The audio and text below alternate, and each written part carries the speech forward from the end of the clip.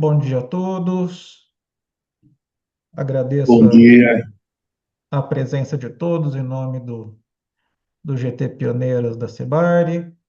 É um prazer ter aqui com a gente hoje o Zé Vitor Souza da Vale, para a gente conversar um pouco sobre esse nosso segundo relatório, um relatório que eu costumo, sempre que eu vou fazer alguma apresentação ou dar aula, eu falo que a gente tem que agradecer a Vale, porque quer queira, quer não, quando você tem uma referência, fica mais fácil discutir do que um campo conceitual numa norma de 300 páginas.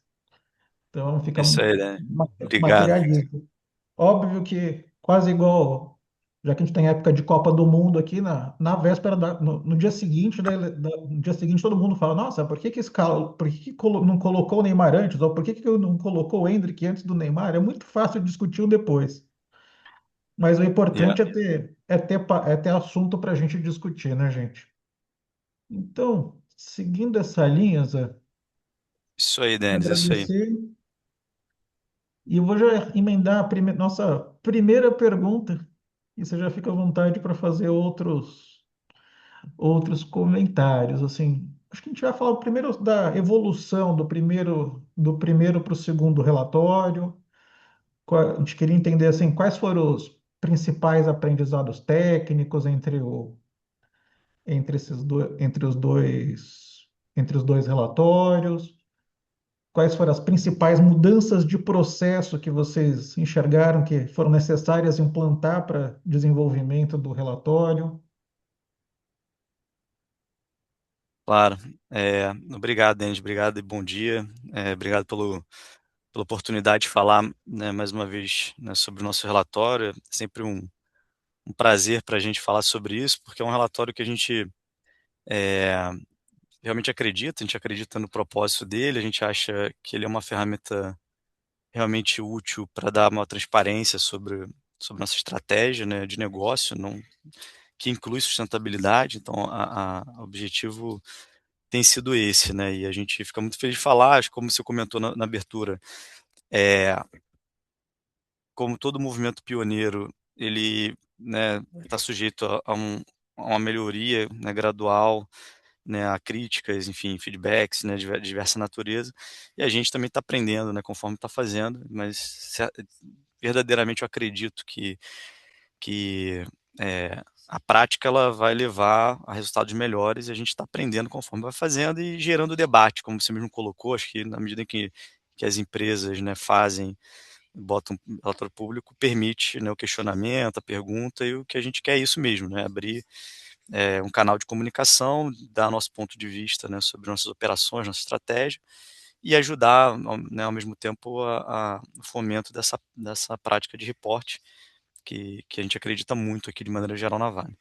Então, sobre o relatório em si, o segundo, é, a gente, deixa eu dar talvez dois passos para trás. Eu já falei isso algumas vezes, né, em outros fóruns, mas o objetivo principal de fazer o relatório sempre foi comunicar nossa estratégia de negócio através desse relatório. Então, a gente viu como uma grande oportunidade de deixar mais claro para todos os usuários aí desse tipo de informação, né, nossos investidores, credores, enfim, sociedade em geral, dar maior transparência sobre essas práticas. Então a gente via sempre com bons olhos a necessidade de fazer o relatório.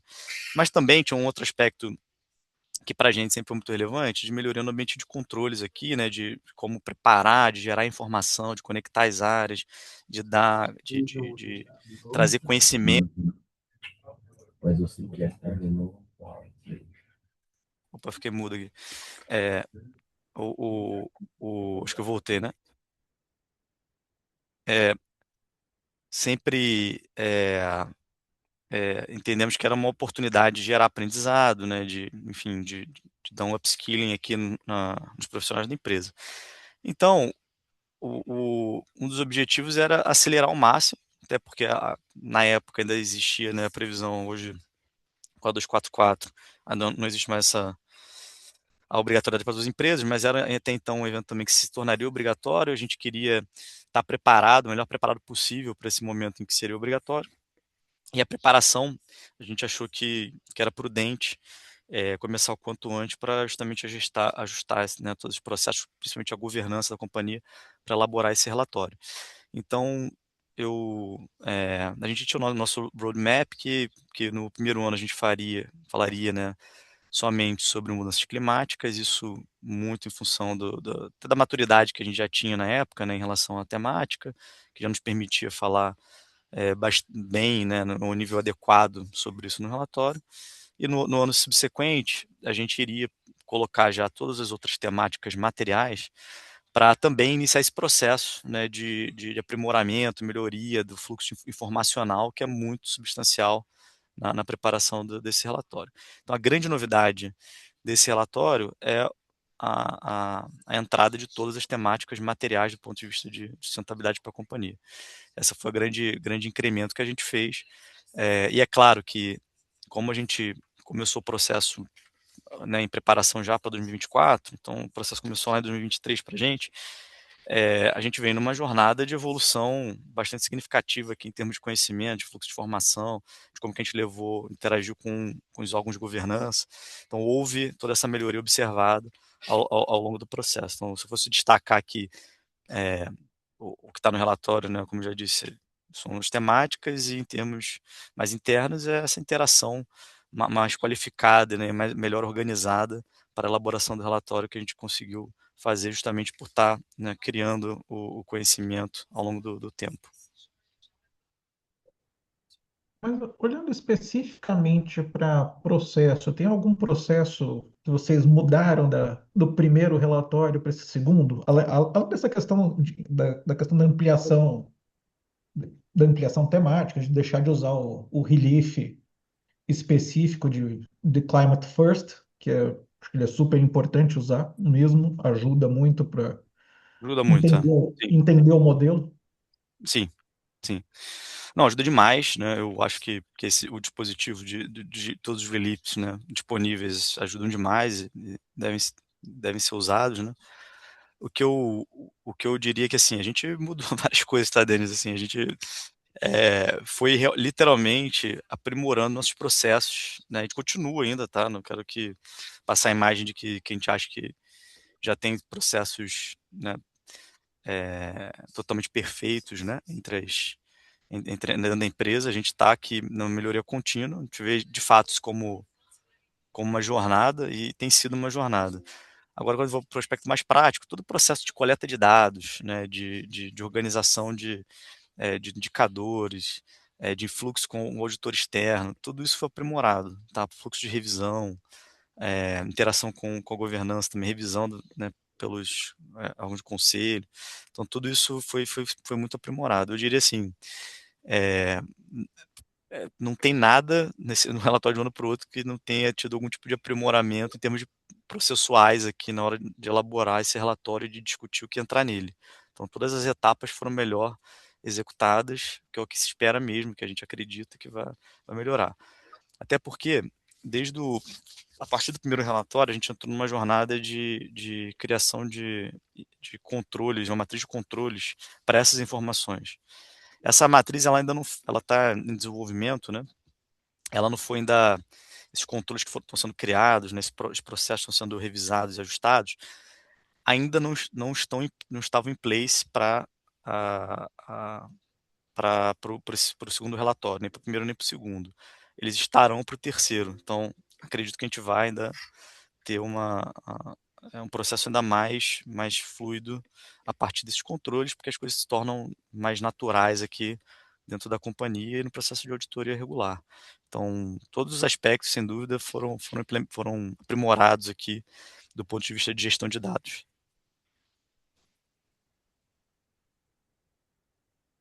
Perfeito. Então, vamos começar com uma próxima pergunta aqui, bater um ponto que acho que a gente, das 200 perguntas que a gente recebeu, umas 40 falaram sobre ela. Informações materiais. Como é que foi conduzido o processo de identificação, avaliação, priorização e julgamento dos riscos e oportunidades relacionados à sustentabilidade, que gerou informações para os usuários? Uhum. Quais critérios foram usados, que áreas participaram, quem coordenou esse processo e, Uhum. por fim, como é que esse processo dialogou com a materialidade já apresentada no relato integrado? Dialogou ou não dialogou? Tá. De fato, uma ótima pergunta. É, a gente tentou até explicar um pouco disso no próprio relatório, tá? Quando a gente fala lá na seção de materialidade, a gente tenta ali dar um pouco de cor nisso. Mas existem essencialmente duas dimensões aqui, que são os dois grandes pontos de partida para a gente começar a discutir quais são as temáticas que vão se tornar materiais ali, né, no aspecto de risco ou de oportunidade. A primeira delas é o nosso mapa integrado de riscos. Esse é o principal elemento, né, o principal ponto de partida que a gente usa. No nosso mapa de riscos, já existe uma avaliação tanto de probabilidade quanto de expectativa de efeito potencial para cada um dos riscos que tem identificados. E esse processo ele é bottom-up, né? Então, todas as áreas da companhia, todas as operações, todas as localidades, então tem que observar seus riscos e tem a obrigação de registrá-los, né, no nosso sistema de integrado de riscos, em que isso fica lá, né, armazenado. Isso é periodicamente discutido e revisado com todos os níveis dentro da governança da companhia, né, do comitê executivo ao conselho, né, esses riscos são monitorados. Então, dali, já existe uma imagem completa de tudo que a gente tem como risco, já avaliado e discutido, inclusive levando em consideração sua probabilidade e potencial efeito econômico para a companhia. Então, o trabalho, ele ainda é complexo, porque a quantidade, vocês podem imaginar, é muito grande, né, de riscos cadastrados. O trabalho, mas ele se torna um pouco mais facilitado por já existir isso. Então, como já tem isso categorizado, catalogado, e em certo grau bem discutido e avaliado, né, nos níveis corretos, a gente consegue dali fazer uma análise sobre esses riscos, né? Eu consigo filtrar eles, né, pela probabilidade, pela magnitude, consigo agregá-los pela mesma natureza e tentar chegar ali no que realmente pode se tornar material do ponto de vista financeiro, né, com materialidade, né, focada em investidores e credores. Então essa essa perspectiva ela nos ajudou muito. Foi mais ou menos como o mesmo que a gente fez para clima, mas a gente ignorou, né, as demais temáticas. Nesse caso, a gente olhou para 100% delas e foi discutindo todos os temas. Vocês podem imaginar que o exercício ele deve ter resultado em mais coisas do que o que está ali tem um ponto que eu queria, anterior, que eu acho que eu queria falar antes, é que quando a gente analisou essa matriz de riscos e foi categorizando por natureza, né, probabilidade, magnitude, a gente foi enquadrando elas de acordo com o SASB. Então, a gente pegou lá o que o SASB de mineração já indica, como são os temas naturalmente esperados, né, que são materiais para a nossa indústria, e foi tentando ver os paralelos, né, que já existiam.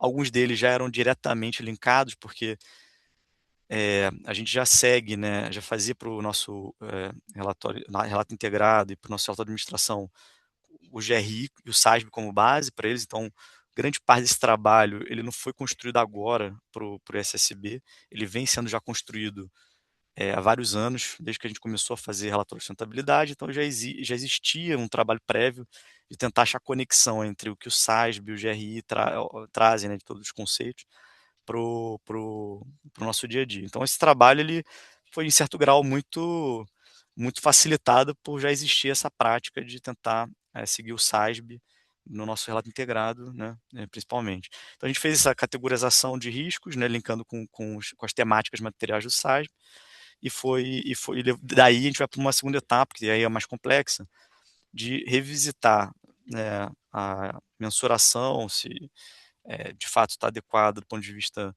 que a norma pede, discussão com os auditores, né? Tem vários itens que ficam ali limítrofes, né, em termos de materialidade e qualitativamente também se podem se tornar materiais e tal.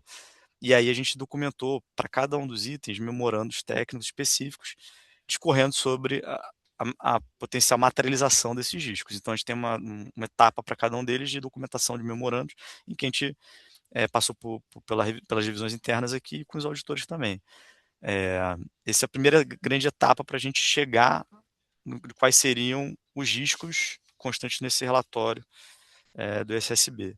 Então, ele parte na matriz de riscos da companhia, ele é avaliado de maneira qualitativa pelo time que foi. E aí, assim, ele foi. É um trabalho verdadeiramente de várias áreas da companhia. O, o grande PMO desse processo foi o time de controladoria, mas, por exemplo, essa parte de riscos, isso é um trabalho que é fortemente tem um forte envolvimento da nossa área de riscos, também está dentro de finanças, mas é da área de riscos. Então tem uma integração muito forte de todo mundo para discutir, né, como que essas coisas potencialmente podem ser realizadas num futuro previsível. Sobre o aspecto das oportunidades, aí a gente já não vai encontrá-las nessa matriz. Nessa matriz ela só fala de riscos, então, que é uma coisa que geralmente a gente tem maior preocupação de ter categorizado e melhor, né, organizado. Do ponto de vista de oportunidades, a gente vai para o nosso planejamento estratégico. Então, o nosso planejamento estratégico ele já leva em consideração alguns projetos, algumas iniciativas específicas que envolvem sustentabilidade. Vocês podem reparar que assim, a gente tem muito mais risco do que oportunidade, né? Acho que até pela dificuldade que há de realmente encontrar, né, esse outro lado de assuntos que são substancialmente assim, podem causar, né, impactos negativos nas empresas. Mas a gente tem alguns que a gente vem trabalhando já há vários anos para tentar mitigar justamente esses riscos. Vários deles têm um propósito duplo, né? O que a gente trouxe de novidade, além do que a gente já falava da nossa tese de mudanças climáticas, né? Que é exatamente o, o, a, a, a descarbonização do mundo. Então a gente acredita que a transição para uma economia de baixo carbono, ela depende fundamentalmente de minério de alto teor e de metais básicos para poder suportar a eletrificação do mundo de maneira geral. Então, a mineração ela surge como algo importante e é uma oportunidade de negócio para a gente para fazer parte dessa transição energética. Isso já era do primeiro relatório, continua sendo nesse relatório também. Então, a gente trouxe adicionalmente mais uma oportunidade, que é uma coisa que a gente já vem trabalhando há muito tempo, que é a circularidade. Então, a gente enxerga que, além de reduzir o risco, né, de ter que fazer gestão de resíduos, né, que é uma gestão de algo que se torna um passivo para a companhia, né, pode gerar impactos muito relevantes, né, como já aconteceram com a gente no passado, de ter que fazer essa gestão desses resíduos. Então, a gente encontrou uma maneira, além de reduzir o risco, tendo que manter esses resíduos, fazer a gestão deles, transformar em negócio através do reaproveitamento desses resíduos minerais para tentar gerar valor a partir disso, reduzindo aí a chance de outros acidentes, enfim, e promovendo circularidade. Então, essa foi a grande coisa que a gente tinha diferente e que já era discutido no contexto do nosso planejamento estratégico. Aí o processo ele não é muito diferente do de risco. A gente também elaborou memorandos técnicos para documentar se eles seriam materiais ou não.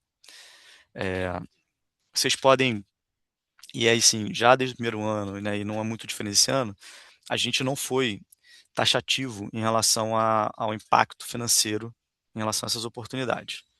Isso se dá muito em função da grande incerteza que há sobre o efeito disso. Então, existe uma preocupação grande em a gente não gerar uma percepção, uma indicação que depois não vai se realizar. A gente tem uma ideia de que o potencial disso é de ser material, a gente consegue, através de estudos, substanciar isso, mas a gente não quis dar indicação, um apontamento, né, direto, dizendo que isso espera-se que isso gere tanto para a companhia, porque existem muitas incertezas, depende do cenário, a variabilidade é muito grande, depende de muitas variáveis que não estão sob o nosso controle. Então a gente acabou optando novamente por ter uma avaliação financeira até certo ponto mais qualitativa ali, com sensibilidade, para tentar dar um pouco de noção do quanto aquilo pode se tornar material, mesmo sem dizer uma estimativa interna nossa de quanto que a gente acha que vai ser. Até porque essa estimativa ela hoje ela é baseada realmente em cenários, não tem um cenário em que isso seja o valor esperado de alguma dessas oportunidades. Mas de maneira muito resumida, foi esse processo que a gente seguiu, né, com debates aí intensos dentro da companhia e com os auditores. Meu, super bom. E você já trouxe alguns pontos que a gente vai abordar no alinhamento conceitual mais para o final. Muito legal. Você queria aproveitar e discutir uma curiosidade aqui que bateu para mim e para algumas pessoas que também mandaram perguntas.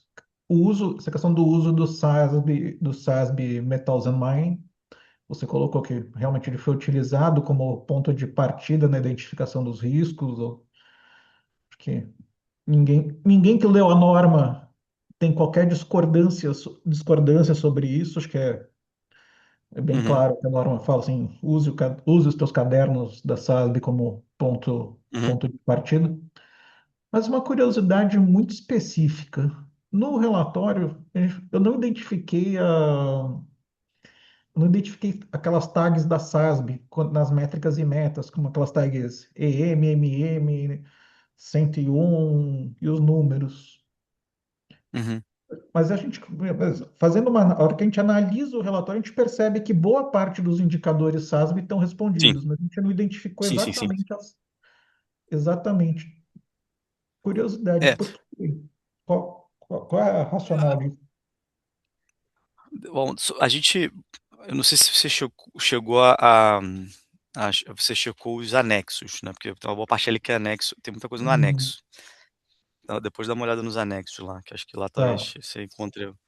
A gente tentou, assim, o relatório tem uma boa parte tá via anexo para tentar reduzir um pouco o tamanho do relatório. Então, tem muito anexo ali, você tem, sei lá, 30 páginas de anexo. Então, tentando tirar um pouco da tecnicalidade ali, deixar ele um pouco mais fluido. Mas e a gente já coloca alguns deles no nosso relatório da administração, ele veio com essas tags todas, né? Vários deles estão, essa informação de certo ponto repetidas, assim, entre os dois relatórios. entendi. Acho que essa é uma discussão que a gente tem às vezes sobre o uso de anexos, que às vezes algumas pessoas fazem É, exatamente o que você acabou de detectar, que eu particularmente é, fiz. Não olhei o pois é. anexo. Esse negócio do anexo ele é realmente um ponto interessante para debater, né? Eu gostaria de nem ter um anexo, assim, de ter menos informação, mas acho que isso é uma curva de evolução, assim, é porque existe uma das críticas mais comuns que a gente recebe, assim, o relatório é muito grande, né? Tem volume informacional enorme. De fato, é difícil achar esse balanço, principalmente nos primeiros relatórios, né? Porque a gente tem uma regra, tá todo mundo aprendendo junto, né? Os auditores, a gente e tal. Então a tendência natural é tentar, né, cumprir ao máximo, né? O que se pede ali, isso gera, às vezes, uma informação um pouco maior, né? E a gente vai tentando usar aqui, tentando achar maneiras de deixar essa formação mais palatável para o público em geral. Mas sem dúvida é uma coisa para se pensar em qual a melhor maneira a fazer. Assim, a gente continua aberto aqui, né, a pensar na maneira mais Uhum, eficiente, mas eu tenho uma preocupação muito grande em ter um relatório eh, mais coeso possível, mais direto possível. Só que esse é um exercício extremamente complexo, principalmente enquanto esse relatório ele estiver saindo separado ou em datas, principalmente em datas diferentes da demonstração financeira, porque você acaba precisando repetir muita coisa. E aí isso gera uma duplicação de informação que também é difícil não ter num relatório que é separado, né? Mas é uma provocação super, super válida e continua sendo onde a gente coloca, se bota no anexo, não bota, né? Qual é o melhor local para isso estar tá identificado. uhum, perfeito. Até porque tem pessoas que são mais familiarizadas com o ambiente de reporte da companhia, tem É, pessoas que são menos, tem pessoas que vão exatamente. busca direto do ambiente CVM Isso aí, isso aí. e acaba não enxergando todo. É interessante esse ponto. Você mencionou na parte da materialidade, um ponto que muita gente trouxe aqui, que foi a questão de transparência, neutralidade e temas sensíveis. Que- Aí, como é que vocês equilibram, como é que foi o exercício de equilíbrio para falar de temas sensíveis, que a gente teve as questões das barragens, as fatalidades lá dos eventos, licença social para operar, sem comprometer informações estratégicas, jurídicas É, ou sensíveis do negócio, mas manter o investidor informado. isso aí. Essa sem dúvida, mas assim, eu diria que não é nem um tema específico desse relatório. Esse é um tema sempre importante para qualquer relato, né? E aí vai ser demonstração financeira, né? Qualquer release que se faça, né, publicamente, ele precisa ponderar, né, tudo isso que você comentou. Esse relatório aqui não é diferente, ele vai seguir as mesmas condições. Existe uma preocupação muito grande, não é em termos a gente deu toda a transparência em que a gente julga relevante para quem vai ler a informação. Por quê? Porque outras informações, apesar de a gente sempre ter um anseio, né, principalmente quem está externo, de ver alguma coisa lá prontamente já identificável, mais direta, mas ela não necessariamente vai se tornar uma boa informação, porque ela tem muitas variáveis por trás e pode dar uma indicação errada. E é justamente o que a gente sempre foge, né? Não dar uma informação que seja misleading sobre algum, sobre algum tema.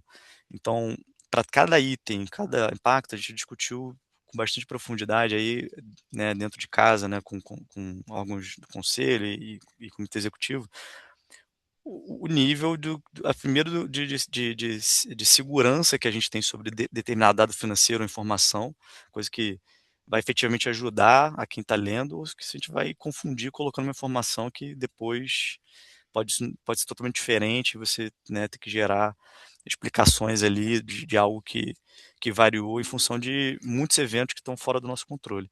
Então é uma área realmente sensível, mas como eu disse, é sensível para qualquer reporte ao mercado, né? Toda vez que você for reportar algo para um terceiro, você precisa ter justamente esse zelo, esse cuidado e a preocupação se você está passando a informação que ela vai ajudar ou que ela vai confundir. Eu sei que ao primeiro olhar pode parecer não muito claro alguma coisa porque não tem um número final lá calculado, né? E esse é o que a gente espera, por exemplo, com circularidade. O VPL do projeto de circularidade é X bilhões de reais. Pode, alguém pode achar que por não ter essa informação expressa, isso pode não ser tão esclarecedor. Mas também eu colocar um valor lá que basta você mudar uma ou duas variáveis, ele sai de 1 para 10, né, ou para zero, né, também não é muito esclarecedor. A gente tentou equilibrar ao máximo. Há uma curva, notadamente, importante de amadurecimento e aprendizado, até para quem lê e para quem prepara essas informações. Então, a gente tem amadurecido isso.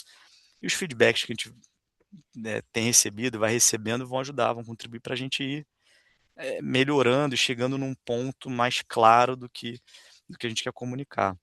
Mas é um balanço importante mesmo, eu acho super, super complicado, entendeu? Uhum, perfeito.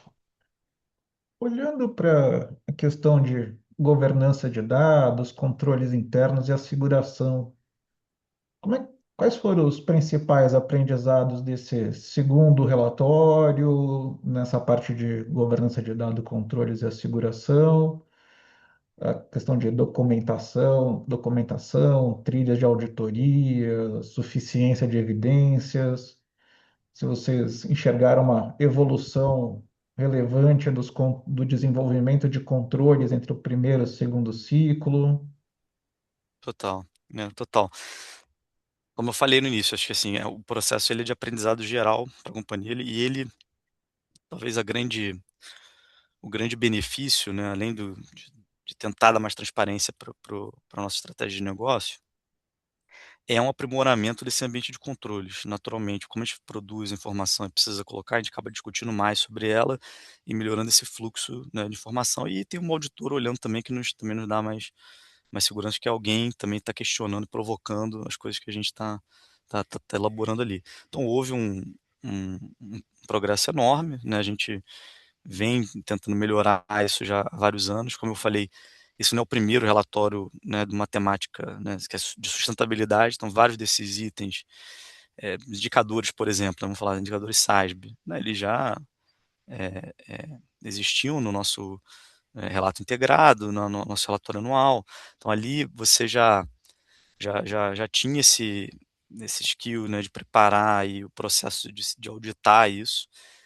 Isso, nesse contexto aqui, ganhou mais relevância, então o processo ele vem amadurecendo mais. Mas o que a gente percebeu em maior evolução é o processo de revisão disso, né? Porque esse é um relatório com mais governança sobre ele. Então tem mais mais camadas, a gente documentou melhor todos esses julgamentos, né?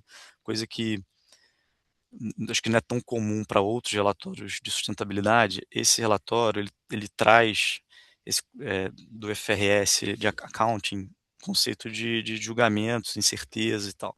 Então tudo isso, né, que já é costumeiro, né, para quem prepara relatórios financeiros, está vindo para esse relatório também. Então todas essas decisões, como eu comentei, do que é risco material, que não é o que é oportunidade financeiramente material, que não é como a gente tomou decisão, documentou e discutiu dentro da governança, gerou um processo de documentação muito mais profundo, porque para toda essa discussão acontecer, precisa de uma documentação muito mais substantiva para colocar no relatório. Então, há sim uma subida de nível em termos de documentação e de própria coleta de dados, né? Existe mais checagem, dupla, tripla checagem sobre itens que vão no relatório. Então, certamente, há um amadurecimento muito grande do ponto de vista do que se coloca externamente em relação à sustentabilidade. Ô, Vitor, olhando para esse cenário, a gente tem empresas dentro do ambiente de regulatório, da própria 193, da 5185, das instituições financeiras, com realidades completamente diferentes. Que dica você daria, pensando agora vamos olhar para um recorte numa empresa quase 100 Uhum. vezes menor que a Vale, assim, que dica que você daria sobre esse processo de governança de dados e controles? Especificamente sobre governança de dados e controles ou sobre o relatório em geral, sobre essa Sobre parte governança de dados e controles, como é que se É, enxerga? eu enxergo, assim, a lógica que eu segui aqui, que eu recomendaria para qualquer empresa seguir, é uma lógica do fim para o início. Eu acho que todo o processo ele precisa ter um end-to-end, mas muitas vezes a gente, quando são processos mais tangíveis, você começa do começo, né? Você vai lá, eu quero mapear aqui um processo de reconciliação bancária. Você vai desde a atividade inicial até o final da reconciliação, né, e tal, eventual ajuste. Nesse caso, como a gente está falando de assuntos que envolvem um grau de julgamento muito maior, né, incertezas maiores, variação maior, eu começaria pelo final. Quer dizer o seguinte: primeiro a gente precisa ter certeza de quais são os cenários, né, possíveis, a gente acredita, o que vai estar nesse relatório, para depois conseguir identificar com mais clareza o que é chave nesse processo. Eu quero dizer o seguinte: se você for pelo início, você corre o risco de discutir muito mais atividades e no final talvez perceber que várias delas não são as mais relevantes para a conclusão, do que o contrário. Então, quando você já chega no final, você depois pode fazer um exercício de look back e identificar ali o que realmente move esse ponteiro, né, para o lado em que te fez tomar a decisão de dizer que tal risco é material ou tal oportunidade é material. Então é um exercício que ele não é tão simples como de processos que a gente já está acostumado a fazer de fechamento, enfim, de controle de Uhum, SOX, coisas do gênero. Então meu principal conselho seria entender o que move o que mudaria a sua decisão em relação a essa conclusão. Então quando você já entende qual é o risco, oportunidade, a principal pergunta para responder é o que me fez colocar isso como material, o que mudaria minha conclusão aqui. Daí você pensa onde que está o controle. O que eu percebi que coleta de dados é super relevante, super complexo. Isso é muito chave realmente. Você precisa dedicar bastante uhum, tempo para garantir que você está pegando os dados certos e informando os indicadores corretos. Mas o processo de escolha, de decisão, que é mais ou menos foi a primeira pergunta ali de como que a gente selecionou riscos e oportunidades, que me remete ao que eu entendo como principal ponto para esse relatório é governança. Então, onde na governança você vai tomar essa decisão? Qual o controle realmente que vai te fazer identificar o que pode ser potencialmente material para a tua empresa? E é lá que você deveria colocar os principais controles, porque eles vão te prevenir de um erro material nesse relatório, que é lá que pode mudar a decisão de colocar ou não colocar. Eu acho que algumas informações mais objetivas eu não quero passar uma mensagem errada aqui, mas eu acho que elas são menos relevantes do que o risco e a oportunidade em si. Colocar os riscos certos e as oportunidades certas, para mim, é mais relevante do que necessariamente algum percentual de alguma coisa, um ponto percentual para cima ou para baixo de algum indicador. Eu acho que a maior a direção, o relatório certamente estará direcionalmente certo se você tiver os riscos e oportunidades certos, que é o princípio, que é o conceito básico desse relatório. Uhum. Então, para mim, entender bem e o que mexe nessa decisão é onde você vai chegar mais próximo do sucesso. Daí, quando você vai para o coleta de dados, é, aí eu acho que já é um processo muito mais tradicional, porque você vai seguir o que já se espera, né? Para o nosso caso, quando a gente usou o SASB, você já tem lá todas as métricas identificadas, você vai apurar conforme aquilo, né? Então você vai né, entender como que você chega naqueles dados ali, vai fazer um trabalho mesmo de rastreio de mapping. Mas para mim, tudo, como o relatório está baseado no conceito de materialidade, eu preciso entender o que realmente muda a percepção geral sobre o que está posto ali publicamente. Perfeito. Olhando para a seguração, que eu vejo que é um processo que também está em amadurecimento, né? Se a gente está em amadurecimento, construir relatório, assegurar relatório também tem amadurecimento. O que que você percebeu de grandes aprendizagens do primeiro para o segundo, na interação com a seguração, nesse processo? E depois a pergunta Olha, mais difícil, né? O que que você enxerga olhando para frente, que a gente tem alguns saltos. O primeiro salto é sair de uma seguração limitada para uma razoável, uhum, uma seguração razoável que começa no ano que no pro exercício 26 com NBCTO 3000, depois vai para ISSA 5000. sim. E até uma curiosidade bem pontual que eu achei interessante que no relatório do ano passado no anterior não tinha uma ênfase, esse ano apareceu uma ênfase baseada baseada num relief que já estava no ano passado. É, bom, essa parte começando a dar mais fácil para mim, essa da ênfase, acho que é uma questão mais, enfim, são tecnicalidades de auditor, eu prefiro não comentar sobre isso, mas o que eu entendo do processo é que, assim, a gente é, a gente estava mais maduro, melhor planejado, com as pessoas certas engajadas ali no que a gente estabeleceu como equipe de trabalho e projeto. Tanto é que nos permitiu colocar mais temáticas. Então, a quantidade de informação do relatório é substancialmente maior nesse segundo relatório do que no primeiro. Quero dizer o seguinte: a gente pode concluir que a gente aprendeu muito bem eh, a, como fazer, como replicar as primeiras temáticas, né, de clima para o segundo relatório. Então eles foram muito mais fáceis, porque a gente já tinha feito o primeiro, a gente conseguiu evoluir algumas coisas em relação a mudanças climáticas, e outras a gente, as demais a gente acabou focando para trazer informação nova. O que eu entendo é que existe uma maturidade que tem sido gerada aqui dentro da companhia muito grande. A gente está aprendendo constantemente e tá entendendo melhor como se planejar para esses desafios de botar todas as informações em conjunto e discutir, né, no tempo apropriado e fazer o relatório. Indo para os desafios, eu acho que existe um desafio muito importante realmente, porque a expectativa ela, né, muda bastante em relação ao nível de informação que a gente precisa prover, né, de processo, né, de tomada de decisão, de formalização.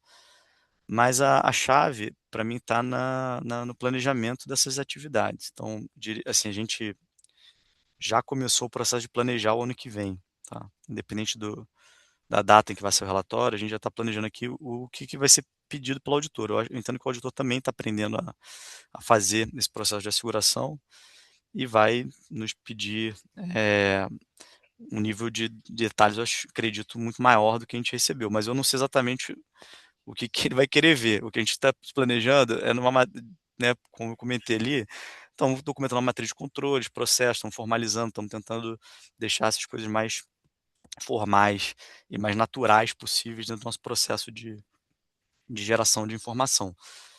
A gente vai pedir para eles revisar essa matriz, obviamente, ver, né, ter comentários disso, ver se acha que é adequado, se falta alguma etapa na visão deles. Como a gente já colocou todas as temáticas, a gente já se sente é, é, preparado para ter todos os controles mapeados e vão pedir para Uhum. eles já anteciparem, com base no relatório emitido, o que seria nessa lista de pedidos para a gente conseguir ter alguns meses para trabalhar nessas informações. Se a gente já está preparado, o Uhum. que a gente estiver preparado, a gente vai, enfim, tentar se preparar ou ver qual é o eventual impacto de não ter tal informação para conseguir chegar lá. Agora, é muito desafiador realmente, é algo que a gente está tentando ao máximo se antecipar, mas existe um risco grande até acho que pela essa curva de aprendizado que é geral. Se a gente tivesse alguém 100% dominante na função, seria muito mais simples, né, para a gente saber exatamente o que o auditor olhar, né, que a gente já está acostumado com uma auditoria de demonstração financeira, a gente já sabe exatamente o que o auditor vai pedir. Agora, é, salvo uma coisa ou outra, né, fora do escopo tradicional. Mas nesse caso, a gente imagina, mas assim, eu não tenho certeza, né? Preciso dos meus Uhum. auditores aqui trazendo já uma lista de pedidos, já o que espera ver, para a gente conseguir trazer mais Uhum. robustez, né, nessa auditoria. Mas é um desafio grande, cara, que a gente vai tentar ver Uhum. como a gente se sai. Eu conto para você quando eu souber, prometo. Ano que vem a gente volta para fazer volta com essa pergunta. Contar como é que foi o case, mas é interessante, É, né? E o caso também ele envolve muito julgamento, né? O julgamento, sim, tem o julgamento do auditor. Quem já passou por um rodízio de auditoria em DF sabe o que é julgamento de auditor. Você fala, "Ué, sempre é, foi assim, não é sempre foi assim. é, Mudou o auditor, mudou o julgamento. exatamente, é isso aí.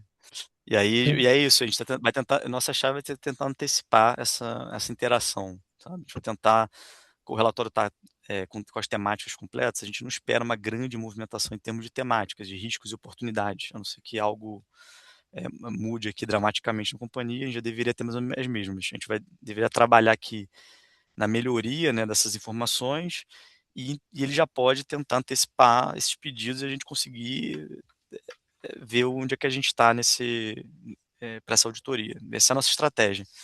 Mas eu prometo que realmente volto aqui e te falo Um a, ponto que a você conclusão. mencionou, um ponto que você mencionou aqui anteriormente foi a questão da divulgação qualitativa para alguns itens quando tinham incerteza. Acho que é super importante. Conversa muito com o mecanismo de proporcionalidade que a norma fez bastante questão de destacar, né? Porque, senão, É, às vezes você gasta um super esforço para produzir a informação que não é a mais relevante. Acho que esse exato. foi um ponto super importante de ser dito e reforçado. Você vai falar, o pessoal pode falar deles, mas ele já falou isso. A gente tinha até uma outra pergunta sobre isso aqui que muita gente trouxe, mas eu falei, vamos Uhum, reforçar porque essa mensagem, acho que ela é super importante. Óbvio que na minha avaliação, dentro do espírito, quanto mais você tiver quantificação, melhor, porque você claro, claro. gera uma informação de melhor aproveitabilidade para quem está fazendo um modelo financeiro. Sim. Sim. Mas não adianta gerar informação de qualidade muito baixa, né? E Isso, a fonte de é isso aí. É, certeza. é. Nível de certeza alto demais, né? Porque aí também se você Hum. coloca, se eu dou um número específico, eu precisaria destacar exatamente todas as incertezas, né? Então acaba que talvez isso deixe a coisa mais confusa.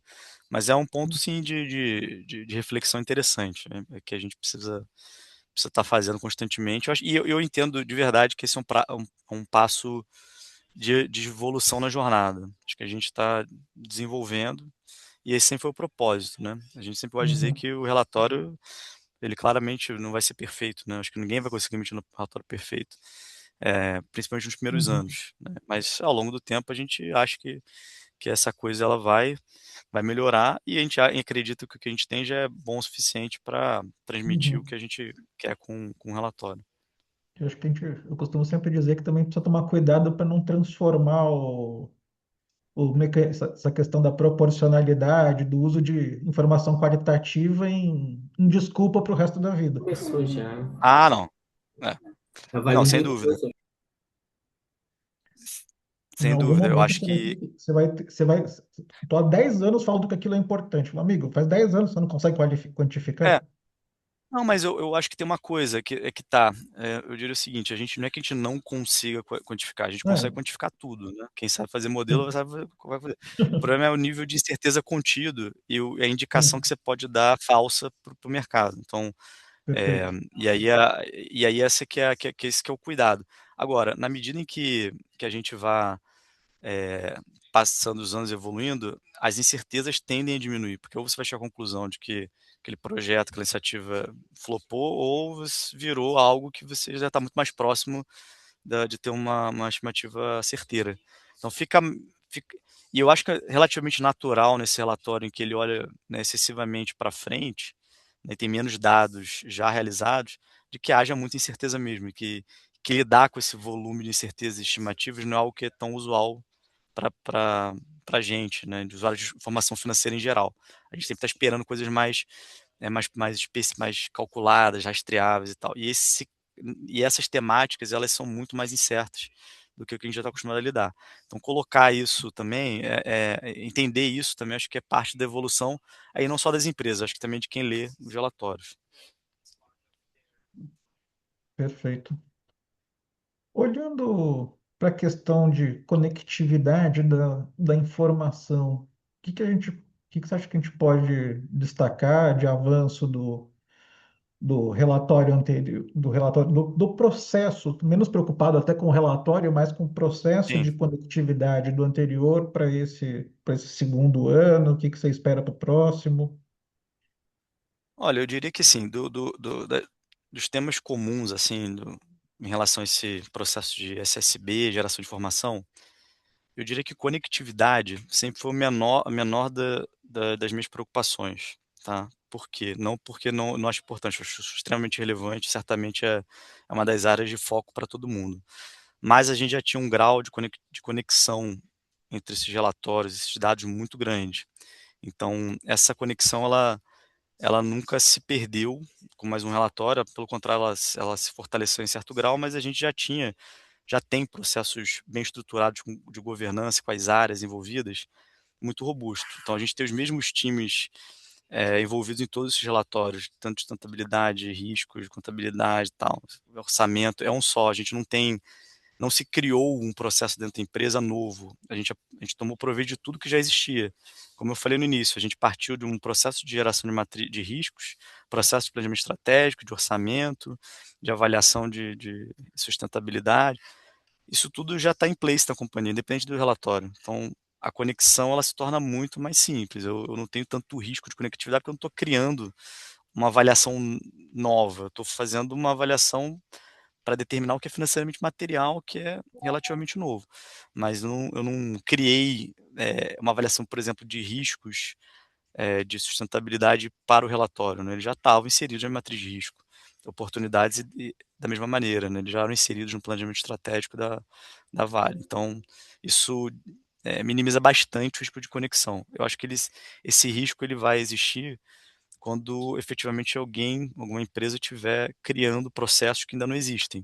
Obviamente é uma oportunidade de melhoria de governança, mas também te gera uma exposição a criar informações inconsistentes, porque é novo e não necessariamente vai estar totalmente conectado aos processos formais da empresa, o que não é o nosso caso, né? Isso já faz parte dos processos que são formalmente conhecidos da Vale, então a conexão sempre tive pouca preocupação porque a gente sempre tira o mesmo dado do mesmo lugar, sempre foi para todos os relatórios, demonstração financeira, relato integrado, tal, tudo sai da mesma fonte de informação e é preparado e revisado pelos mesmos times. Então não existe, não existem atores novos entrando nisso, nem processos sendo criados. Então esse foi um ponto, Uhum, apesar de super importante, com risco baixo na nossa avaliação de erro. entendi. Ou seja, por exemplo, a questão de mudar um julgamento de impairment, de provisão, contingência, corre mais o risco em alguém que não tinha esses riscos mapeados. exato. Se isso já não fazia parte, porque, por exemplo, o meu planejamento estratégico ele já leva em consideração os cenários de carbonização, por exemplo, o custo de eventualmente ter que comprar carbono, e coisa e tal. Então, isso tudo isso já está nas modelagens da companhia. Eu não criei nada, né, novo para atender esse requerimento. Isso já faz parte naturalmente da nossa avaliação de negócio. Então, Uhum. nada disso realmente nada disso trouxe uma estimativa nova, uma incerteza nova. Tudo já estava presente, porque a gente já olha o negócio considerando essas questões ambientais. É. Bem importante, né? Reforçar assim que o que não quer dizer que não é importante, é importantíssimo o que você trouxe, Importantíssimo. Exato. Não, é super relevante. É porque fundamental. é fundamental, mas ficar muito claro, porque eu não quero dizer que conectividade é fundamental, é um dos principais riscos desse relatório, mas a gente julga, né, como baixo risco por isso, por os processos já estarem formalmente existentes, né? Então, acho que é isso. É algo que não pode ser diferente na realidade de outras empresas. Então, Exato, que pode ser que haja necessidade de aprimoramento dessa governança, de colocar, né, dentro dos modelos, e aí uhum, sim eu acho que pode gerar alguma espécie de desconexão, que aí se torna algo mais complexo para observar. Eu consigo ver isso uhum, acontecendo com bastante facilidade, mas o meu conforto ele vem justamente da necessidade de eu não ter que ter feito ajustes de projetos, sabe, estimativas, orçamentos e projeções com base nesses riscos e oportunidades. Isso já estava lá. uhum. Aí são aprovados no conselho desse jeito, passam por todo o nosso rito de governança dessa maneira. Um ponto que me chamou a atenção um ponto mais narrativo até, quando você está falando de carbono, no risco de transição, no RT1, atual R1, no anterior Uhum. vocês falavam numa faixa de impacto potencial, e agora você deu só o cap. Qual que foi a Porque mudança de foi mais direção? pra, a ideia foi, bom, o Cap tá mais na ideia de simplificar ali a narrativa, né? Porque no final, quando a gente deu esse range, todo mundo só olhou pro limite superior e meio que ignorou o inferior. Então a gente já falou, cara, deixar um pouco mais simples aqui, a partir de alguns feedbacks que a gente recebeu e colocou o limite superior. Mas assim, em termos de premissa é a mesma coisa. O que muda ali é a variação mesmo dessas premissas. A gente não mudou modelagem de nada, tá? Não tem variação. Então você pode assumir que o limite inferior era semelhante ali do ano anterior. Uhum. Engraçado, conversando com alguns investidores, eles Gostavam do sentiram, inferior? eles Ah, gostavam é? do, Pois é, bom, porque bom saber que a gente volta com o que, inferior. inclusive eles tinham a expectativa de com o avanço da temática, o rende dando uma funilada. Não, mas é que tá. O problema dessa questão é o momento, né? Depende de quando Uhum, acontece, né, e como acontece. Essa que é a uhum, grande variação do range. É, eu acho que a gente só vai conseguir afunilar isso caso a gente consiga ter maior visibilidade de quando essa curva acontece, né? Essa é exato. a grande incerteza dessa discussão. Né? A regulação, o É a mercado regulação, os mercados. É. não tá 100% claro. Não está nem um pouco claro. Então, assim, eu acho pouco provável a gente ver movimentos relevantes nisso enquanto não houver indicações mais claras de como o mercado vai reagir, enfim, e para onde essa curva vai. Perfeito. Dando uma para gente fechar, eu sei que você tem que dar um hard stop agora às 11. Sim, infelizmente sim, mas vamos lá. Então, em linhas gerais, dá uma voltada aqui em recomendações para outros preparadores, especialmente para quem ainda está alguns passos atrás na jornada. O que que você daria de principais recomendações? Bom, acho que as minhas recomendações elas vão variar bastante em função do estágio de cada um, mas a minha primeira recomendação é para quem quer fazer o relatório, fazer o quanto antes, né? Quanto antes começar, menos, menos dolorido acho que tende a ser a jornada, porque é um, pro- é um, são fluxos muito complexos, né, de muita informação, muita discussão, muito debate. Você vê o exemplo agora, né, a gente tinha a percepção de que o limite superior, né, era o que se observava mais, você já trouxe uma outra percepção de que, né, a expectativa talvez fosse de ver uma mudança nesse perfil, então, portanto, o range era importante. Então, existe uma variedade muito grande de percepção sobre várias dessas informações. Então, quanto a gente começar melhor, porque o debate ele pode ser um pouco mais, vai ser mais rico, né? Vai ser mais profundo. E é isso que a gente tem certeza que todas as empresas que estão trabalhando na elaboração desse relatório vão querer. Então, eu acho que essa é a minha maior recomendação. E aí, dependendo do estágio, acho que para quem está mais avançado, eu diria que para não ter a preocupação de ter um relatório 100% perfeito, acho que isso não deveria ser a preocupação de ninguém. Acho que o relatório tem que ser fidedigno, tem que ter qualidade suficiente para ser emitido, né? Uma informação 100% pronta, nesse momento que a gente está da história desse relatório, ele não é factível, né? A gente tem pouquíssimos exemplos aí no mundo desse tipo de relatório. Então, querer fazer um relatório perfeito, ele simplesmente não existe, porque não existe, né, não existe nem consenso, quanto mais o que seria o perfeito. Então, acredito que superar essa preocupação em ter um dado 100% apurado, um relatório totalmente livre de, é, de críticas, acho que não é factível, então acho que deveria passar por isso e entender que o processo ele é assim mesmo, ele é de construção, ele é de aprendizado, ele toma tempo e não é de um dia para o outro que se ganha, né? Não acho que alguns meses a mais vá botar alguém numa posição muito melhor do que quem já tá fazendo um pouco antes. E para quem está no começo, acho que tem muito mais, acho que é muito mais é, é, começar logo, né? Realmente aí mais antes, mais rápido ainda, porque o volume, né, de discussão e aí vai do mais básico a montar um time, né, organizar fluxo de formação, quem faz o que, quando, como, até as discussões técnicas mais relevantes. Mas eu deixo aqui a minha principal mensagem é que, sobretudo, esse relatório ele te dá a oportunidade de olhar para dentro de casa e aprender muito mais sobre a sua empresa e o seu negócio, que essa é a minha grande lição na preparação disso. Existe uma maior conexão entre todas as áreas da empresa, as pessoas se aproximam, entendem mais do que é o negócio da companhia, é, como que pode reagir ao futuro, entende das variações possíveis do mercado, traz uma percepção muito mais abrangente do que é esse negócio. Então, eu diria que esse é o principal benefício e a minha principal recomendação. Começar logo para evoluir, né, steps aí nessa jornada e aprender mais sobre o seu próprio negócio. Perfeito.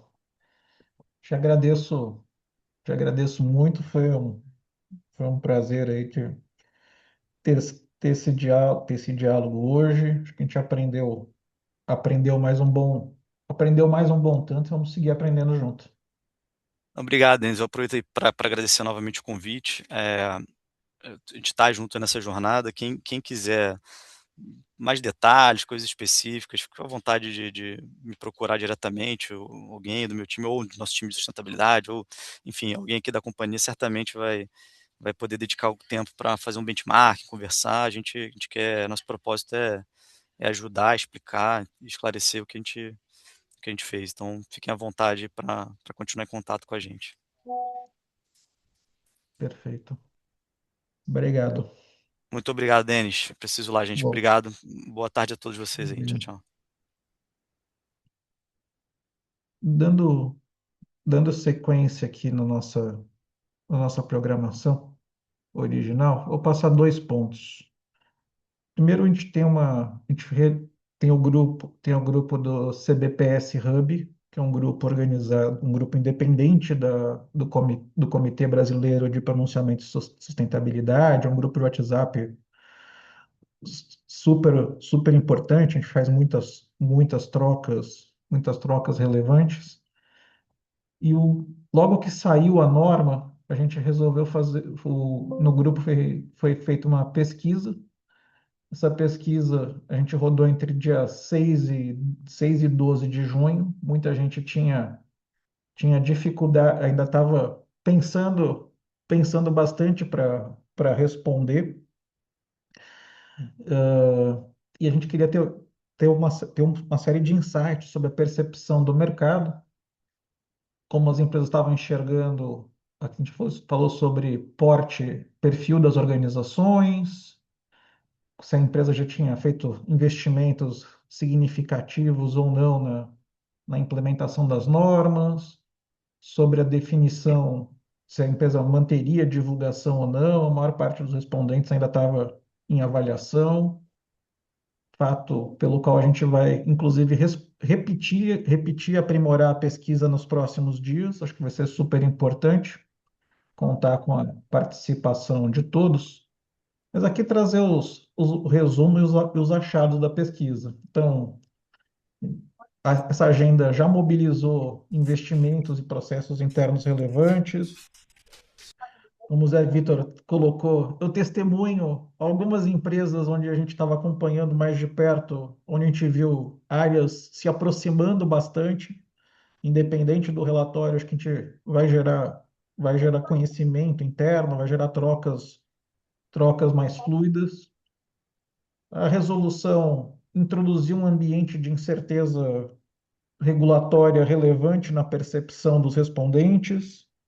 Acho que esse ambiente é incerto, é tão incerto que no novo presidente da CVM que assumiu falou em rediscutir a norma. Tem um ofício do CFC, tem algumas coisas rodando. Então a gente não tem certeza de como, como as coisas ficarão. Não tá 100% claro.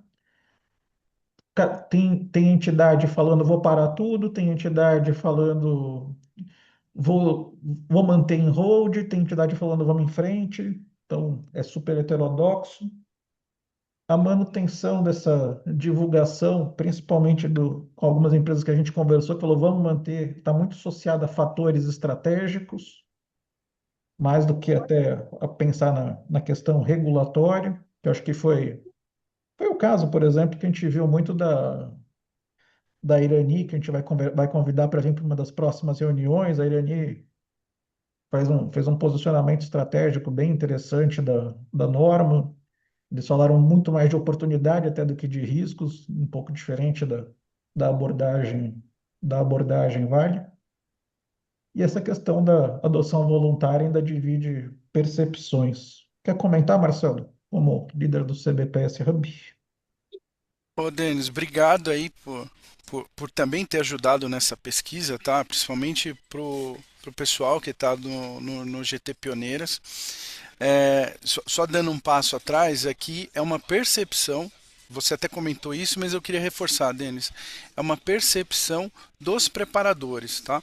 A gente vai divulgar mais à frente uma outra pesquisa que está relacionada ali à percepção dos asseguradores, a percepção das empresas de consultoria que estão ali no dia a dia. Essa daqui é uma percepção dos preparadores que pode ou não representar os próximos passos institucionais das organizações que eles responderam, tá? E é um pouco disso que você trouxe aqui, até coloquei alguns insights aqui. 94%, eu acho que está até na próxima, Denis, se quiser. Eu queria só explorar um pouco isso, porque está muito em Já, linha com que o. esse já foi a última, Marcelo. Ah, essa é a última? Então tá lá no segundo quadrinho. 94% das companhias, é exatamente esse, já realizaram investimento. Claro, aqui a gente tem a proporção, né? E aqui também, o Denis, pode entrar um pouco de subjetividade de falar o seguinte: olha, o quanto que foi investido por essas empresas. Então a gente não queria entrar nesse aspecto. Então aqui 94% já realizaram investimento, 29% dos preparadores, né, respondentes ali falaram que não vão divulgar. Então Eu acho que até pegando o gancho aqui, Denis, e passando a bola de novo para você, a gente vai emitir uma segunda, tá? Isso é que a gente estava conversando hoje cedo. E é importante que quem puder participar para ajudar para dar exatamente o calor, como que está a temperatura por parte das organizações ajuda bastante também, até para a gente pressionar as entidades que estão à frente, tá? Perfeito, Marcelo. Acho que é importante, até muita gente até que conversou comigo falou, Denis, eu não respondi ainda porque estava tudo tão incerto aqui. A gente começou a pesquisa bem no calor da norma, acho que o pessoal falou, a gente não sabe ainda nem sabia o que responder, mas se vier outra pesquisa, agora eu já sei o que responder. Então acho que a gente espera ter uma adesão maior, acho que vai ser bem bacana. Gente, como prometido, eu queria só fazer um rápido alinhamento conceitual das mais de 200 perguntas que vieram. A gente vê alguma série de pontos desalinhados, até no próprio chat do CBPS Hub, lá no WhatsApp, é super rico e com frequência a gente vê um ponto ou outro, alguém fazendo uma pergunta um pouco fora da curva. Eu não quero, isso não é uma, não quero fazer, não sou dono da verdade, longe de sê-lo, mas eu tenho estudado há algum tempo, então a gente vem discutindo aqui no GT Pioneiras de como melhorar essas informações, e eu queria trazer alguns pontos que a gente viu.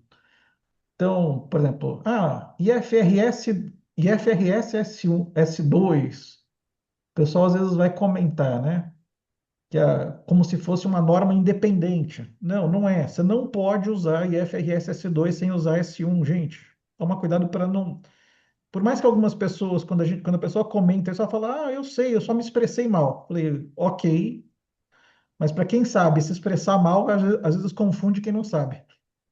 Então a gente precisa tomar esse devido cuidado. A gente não pode falar de FRS, falar assim, vou usar o alívio de clima para fazer o primeiro relatório, como a Vale divulgou no passado. O S1 estava ali dentro, todos os princípios de materialidade, informação conectada, a própria estrutura de divulgação, quem deu foi a própria IFRS S1. Então, acho que esse é um ponto bem relevante para estar todo mundo na mesma página sempre que possível. Materialidade, outro aspecto que gera bastante discussão. Ponto 1.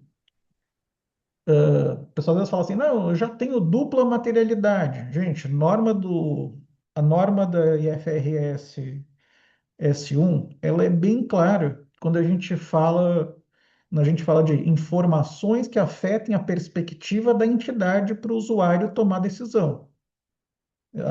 Quando a gente está falando de dupla materialidade, entra também a questão de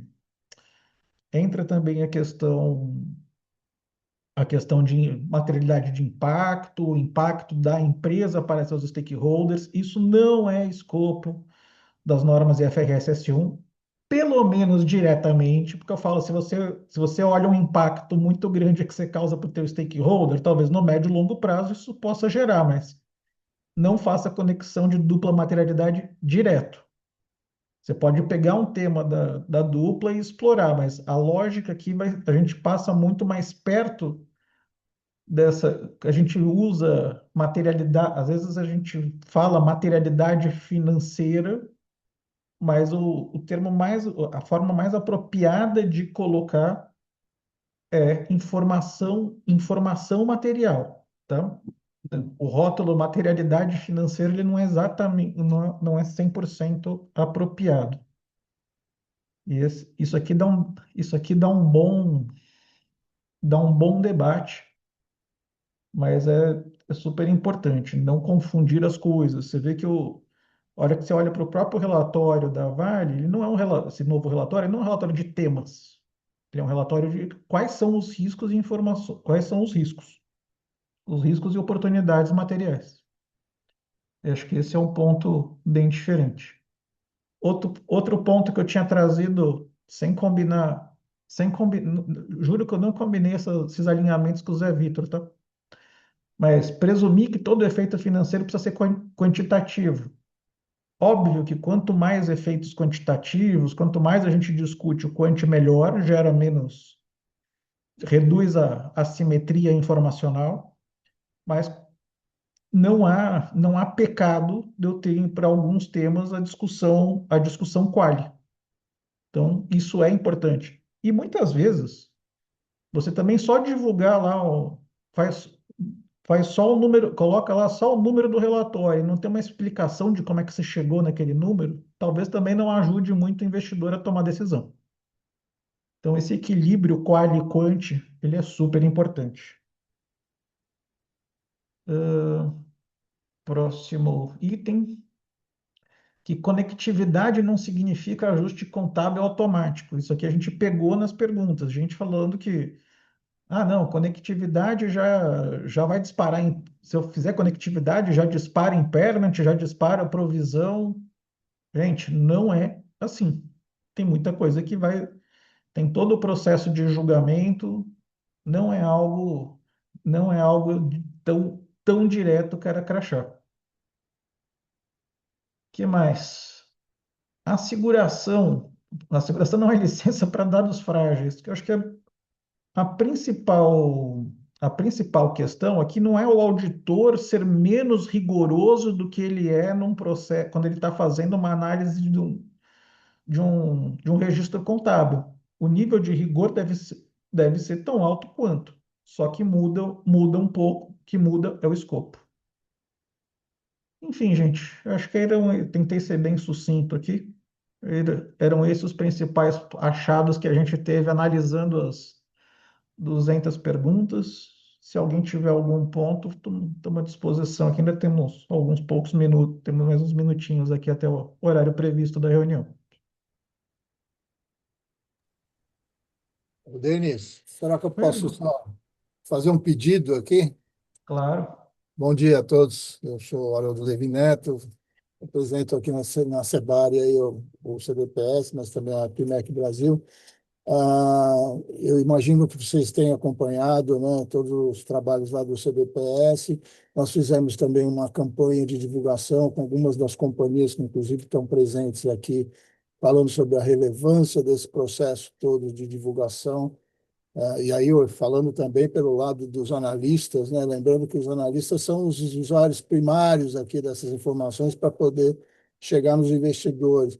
Queria aqui reforçar um pedido a todas as companhias que puderem, que quiserem se manifestar sobre esse processo, dado que a gente está nessa transição maluca aí, né, de regulação em relação ao que a CVM andou propondo, mas, ao mesmo tempo, a gente está batalhando para que as coisas continuem numa direção razoável para todos, né?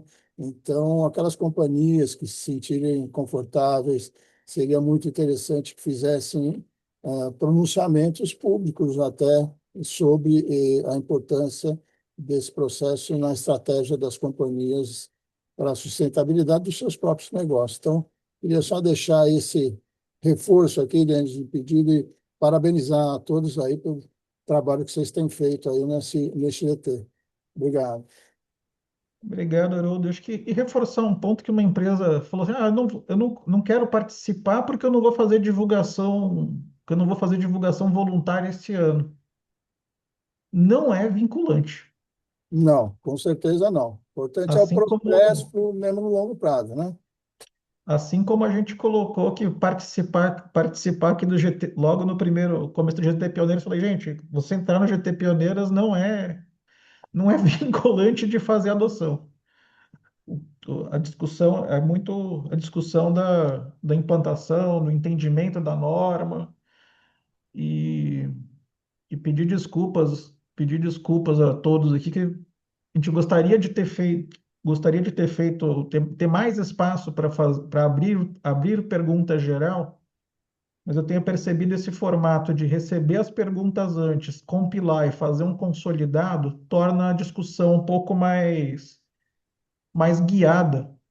Mas eu vou pedir que para as próximas reuniões não deixem de fazer perguntas, Aí acaba de vez a democracia. Vira Denis perguntando suas percepções. E aqui o mais importante é essa construção coletiva. E hoje justamente da construção coletiva, eu quis trazer até essa questão de alinhamento conceitual, porque alguns desses pontos apareceram em muitas perguntas. Eu acho que é importante a gente se fortalecer enquanto grupo, enquanto sociedade e avançar com essa agenda. Fala, Marcelo. Ô, Denis, eu queria aproveitar o tempo e escutar tanto de você e também o Haroldo, se for possível, em relação à carta que o CFC mandou para o Ministério da Fazenda. E aí, Denis, acho que você já deve ter se inteirado dela. Qual que é a tua percepção ali? Por exemplo, no mercado a gente sentia ali algumas necessidades de alívio, tá? Porque você tá no dia a dia, eu também tô.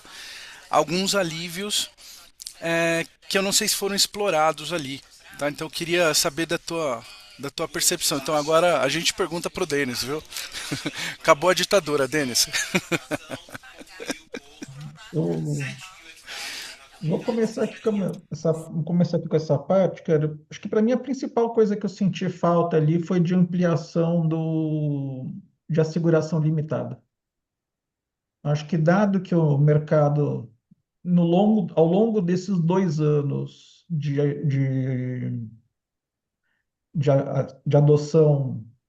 adoção voluntária, teve dificuldade, o pessoal não aderiu na velocidade que o, que o emissor da norma esperava.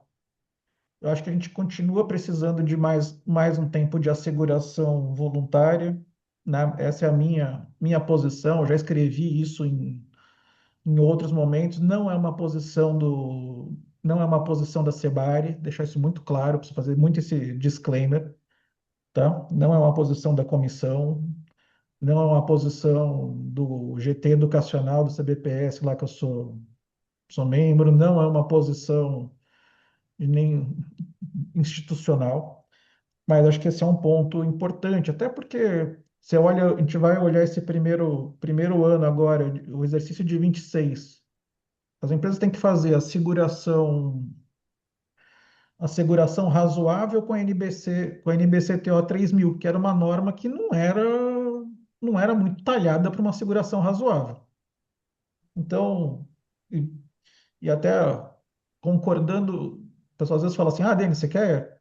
Você me perguntaram, falaram, você acha que a reclamação que gerou a postergação é justa ou injusta? Eu falei, gente, eu não sou juiz, mas que realmente tem empresas com dificuldades, tem empresas que têm 3 agendas pesadas paralelas rolando, uma reforma tributária que é pesada, você tem a reforma, você tem a IFRS 18 que está vindo, você talvez gastar mais energia em asseguração limitada seja um bom ponto, até para gerar mais aprendizagem do próprio auditor, né? Isso também pode afetar custo. Mas essa aqui é uma posição pessoal minha, não é uma posição institucional de nenhum dos ambientes onde eu opero. Não é uma posição nas comissões do IBGC, não é uma posição de nenhum lugar, é pessoal mesmo. Fala, Haroldo.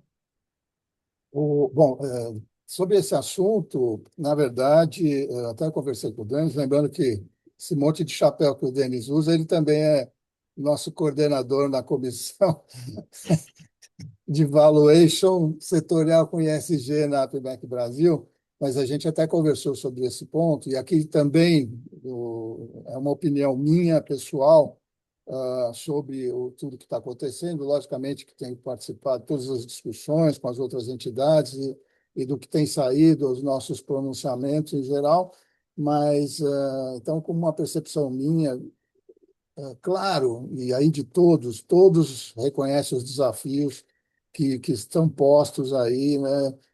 De maneira diferente, eu também passei lá na criação do CPC, na produção das normas contábeis internacionais. Eu diria que é bastante diferente do que está acontecendo hoje, mas também a gente teve um processo que caiu de um dia para o outro, né, e todo mundo teve que fazer, sujeito aos erros, a essa curva que a gente sabe que vai acontecer de qualquer jeito, mas aquilo trouxe uma obrigação importante, porque se a gente fica também empurrando com a barriga, como acontece muito aqui no Brasil, mais talvez do que em outros países, a gente acaba não tendo aquilo que é necessário. Do ponto de vista de análise, para o analista, para o profissional, o gestor, é lógico que há uma espera de muitos anos sobre, por exemplo, os relatórios de sustentabilidade terem uma asseguração de alguma forma, e aí não tinha nada. Então, pô, por que que o analista nunca pergunta sobre esse assunto? Porque as informações que são dadas, né, as informações que a gente conseguia, não eram confiáveis o suficiente e díspares, né? Vocês sabem, com todos os modelos e as opções dadas por aí, a gente não consegue utilizar. Então, é muito relevante a asseguração? É. Essa questão de repente, dar um alívio e usar a asseguração limitada por mais tempo, eu acho que pode ser, e de novo, isso é uma opinião minha, pessoal, que pode ser uma das possibilidades realmente nessas conversas que a gente tem forçado para ter, e vocês têm acompanhado.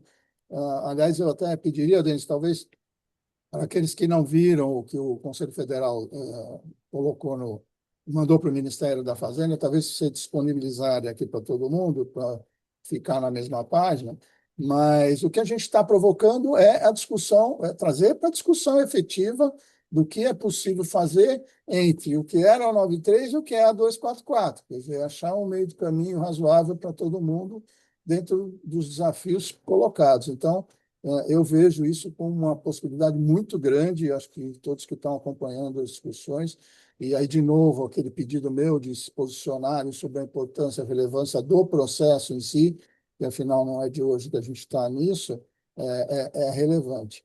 E aí eu queria aproveitar, Denis, eu ia até comentar, ontem eu assisti uma apresentação do pessoal de inteligência artificial e de riscos lá da Vale. Uma apresentação muito, muito, muito boa, que eu até imagino que vai estar disponível depois, que foi na KPMG, num grupo de conselheiros e tal, mas casa muito com toda essa fala do Zé Vitor nesse momento aqui. Eu até tinha uma pergunta no bolso aqui, que era, bom, como é que está sendo usada a inteligência artificial neste processo específico? Talvez seja uma exploração interessante aí para um próximo capítulo, Deus. Então, realmente eles estão bastante avançados, mas a gente vê como em tudo isso que a gente tem discutido, a inteligência artificial ainda é um bicho de muito mais do que sete cabeças, né? E a confiança nesse processo para trazer informações adequadas passa por uma série de crivos aí que a gente precisa ver. Então, fica aqui a sugestão também, gente, talvez uma discussão mais densa sobre esse aspecto nesse processo. Sim. E, Haroldo, vou participar de um evento semana que vem, vou compartilhar lá no grupo depois, que é o Seminário de Dever Fiduciário da ABRAP. A ABRAP, para quem não conhece, é a entidade que congrega os fundos de pensão. E eu vou dar um bastidor do que eu já discuti com alguns fundos. É difícil tomar decisão com dados parciais. Você trabalhar com algumas empresas divulgando, outras não, isso gera assimetria informacional. Essa foi a fala de alguns dos gestores. E para quem não sabe, não está a par, deve vir mais demanda dos fundos de pensão nos próximos anos, porque está entrando norma em vigor para isso. Vai vir, tem consulta pública da Previc, que é o regulador deles, para sair nos próximos dias. Lá, a norma original que foi emitida pelo Conselho Monetário Nacional falava em dupla materialidade. Lá eu estou fazendo campanha para falar, gente, vamos falar em materialidade financeira, que é mais fácil de conectar com o dever fiduciário do que a dupla.